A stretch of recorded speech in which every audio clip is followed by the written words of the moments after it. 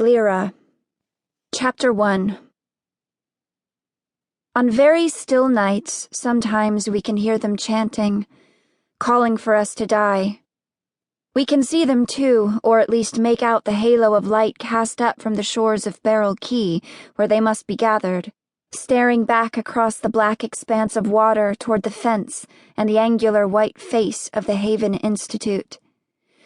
From that distance it must look like a long green jaw set with miniature teeth. Monsters, they call us. Demons. Sometimes on sleepless nights we wonder if they're right. Lyra woke up in the middle of the night with the feeling that someone was sitting on her chest.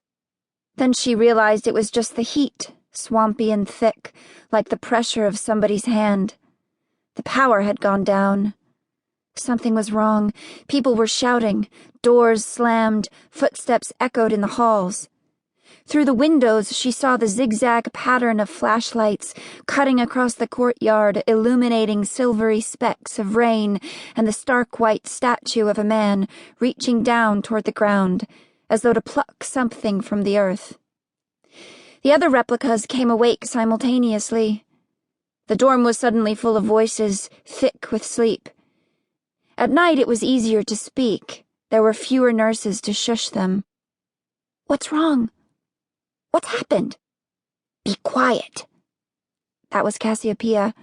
"I'm listening." The door from the hall swung open so hard it cracked against the wall. Lyra was dazzled by a sudden sweep of light. "They all here?"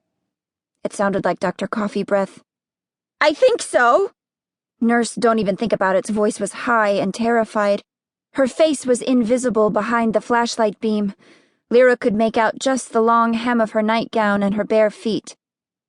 "Well, count them." "We're all here," Cassiopeia responded. One of them gasped. But Cassiopeia was never afraid to speak up. "What's going on?" "It must be one of the males," Dr. Coffee Breath said to Nurse Don't Even Think About It, who was really named Maxine. "Who's checking the mails?" "What's wrong?" Cassiopeia repeated. Lyra found herself touching the windowsill, the pillow, the headboard of bed number 24. Her things, her world.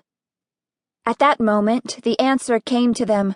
Voices shrill calling to one another, "Code Black! Code Black! Code Black!"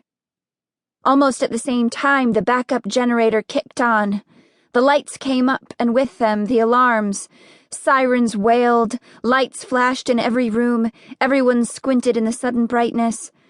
Nurse Don't Even Think About It stumbled backward, raising an arm as though to shield herself from view. "Stay here," Dr. Coffee Breath said.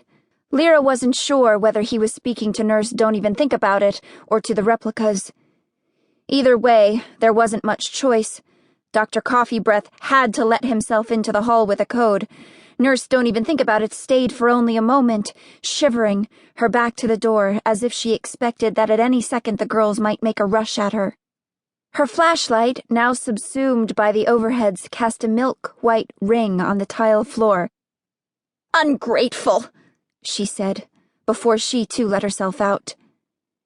Even then they could see her through the windows overlooking the hall, moving back and forth, occasionally touching her cross. "What's Code Black?" Rose asked, hugging her knees to her chest. They'd run out of stars ever since Dr. O'Donnell, the only staff member Lyra had never nicknamed, had stopped giving them lessons. Instead, the replicas selected names for themselves from the collection of words they knew, words that struck them as pretty or interesting.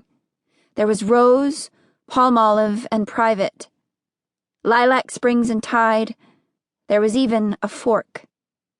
As usual, only Cassiopeia, number 6, one of the oldest replicas besides Lyra, knew. "Code Black means security's down," she said.